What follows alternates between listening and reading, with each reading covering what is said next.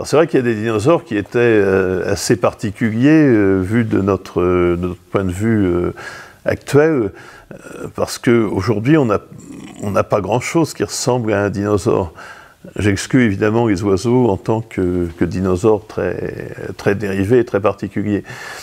Et il est certain que les très grands dinosaures, les dinosaures sauropodes, qui pouvaient faire plusieurs dizaines de mètres de longueur, c'est des choses qui n'ont pas d'équivalent dans le monde actuel. Si on va au musée d'histoire naturelle de Berlin, par exemple, et qu'on voit le squelette de brachiosaures que les Allemands ont trouvé en Afrique orientale il y a un peu plus de 100 ans, qui fait 12 mètres de haut, qui fait 25 mètres de long, c'est des choses très impressionnantes en termes de dimension.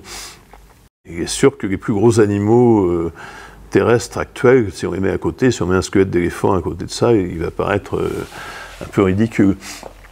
Donc il y a effectivement cet aspect des dimensions peut impressionner. Mais à l'autre extrême, je dirais que presque plus étonnant, ce sont les tout petits dinosaures que l'on a découverts en Chine récemment, qui ont des plumes, et notamment ceux qu'on a appelés microraptors, qui non seulement ont des plumes, mais ont des ailes, c'est-à-dire qu'ils ont de très longues plumes sur les pattes de devant, sur les bras, quoi, et également sur les pattes de derrière. Donc en fait, c'est des animaux qui avaient 4 ailes, 2 paires d'ailes, plus aussi des grandes plumes au long de la queue. Et ça, c'est des choses qui n'existent absolument plus aujourd'hui. Donc un modèle d'animal qui n'a plus aucun équivalent. Donc probablement, il se servait de ces ailes, de ces plumes pour planer, peut-être de branche en branche. Et ils ne sont pas spectaculaires dans la mesure où ils sont petits, hein, ils font quelques dizaines de centimètres de longueur, mais ils sont à certains égards plus étonnants que les Diplodocus et autres gros dinosaures que l'on connaît depuis très longtemps et qui sont un peu devenus des banalités à certains égards. Et de mon point de vue de paléontologue, ce serait plutôt ce type de dinosaure que je trouverais surprenant.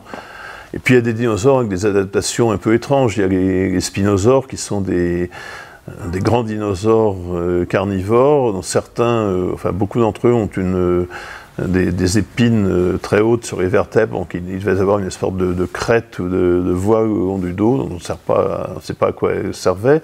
Et ils ont des mâchoires assez particulières qui ressemblent beaucoup à celles d'un crocodile, des dents qui ressemblent aussi à des dents de crocodile, donc des mâchoires et des dents très allongées. Et il semble que c'était des dinosaures qui se nourrissaient de poissons, qui devaient passer une bonne partie de leur temps dans l'eau des rivières pour aller attraper des poissons.